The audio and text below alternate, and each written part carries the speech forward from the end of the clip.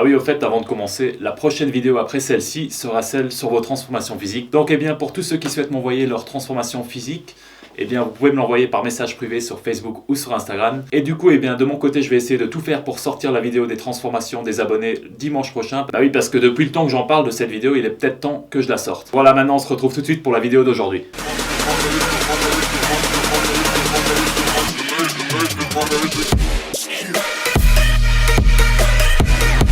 Salut à tous les amis, c'est Jordan et aujourd'hui on va parler un petit peu de la diète cétogène. On va voir ensemble si ce genre de diète est efficace pour perdre du poids et surtout quels sont les avantages et les inconvénients de ce genre de régime. Alors c'est parti, on va voir ça ensemble et pour celles et ceux qui ne savent pas encore ce que c'est une diète cétogène, en fait c'est vraiment très simple. C'est tout simplement une diète où on va bannir complètement les glucides de son alimentation, même si dans la pratique normalement on peut quand même en consommer une toute petite quantité. Je pense d'ailleurs que la limite est seulement de 50 grammes de glucides par jour. Donc pour vous faire une petite idée, ça équivaut à 2 tranches de pain complet ou 200 grammes de riz pesé cuit. Vous voyez que c'est vraiment pas grand chose en termes de quantité de glucides sur toute une journée. Du coup, c'est vraiment très peu et 50 grammes de glucides, ça équivaut à peine à 5% des calories qu'on devrait consommer dans la journée. Alors qu'avec un régime alimentaire normal, les glucides nous fournissent 45 à 65% de nos calories et le reste est réparti entre les lipides et les protéines. Et donc pour revenir un petit peu à la diète cétogène, là c'est complètement différent puisqu'on va aller chercher 75% de nos calories dans les graisses, 20% dans les protéines et uniquement 5% dans les glucides. Alors bien entendu, comme on va consommer beaucoup plus de graisses,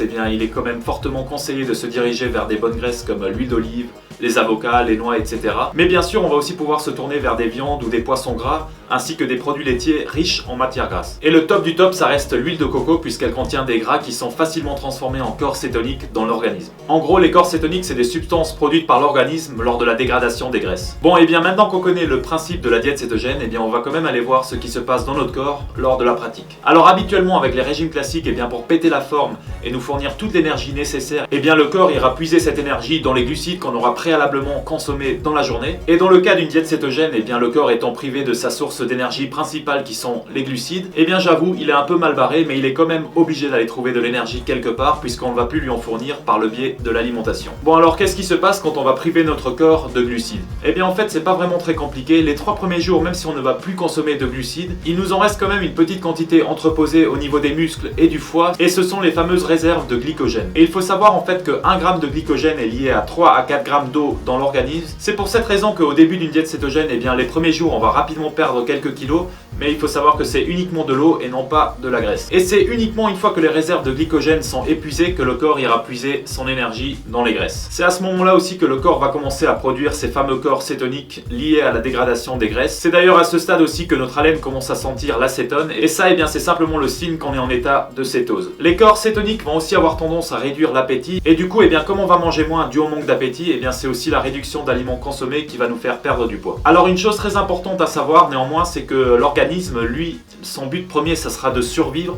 Donc lui, il s'en fout qu'on cherche à perdre du poids, qu'on cherche à devenir sec, musclé, etc.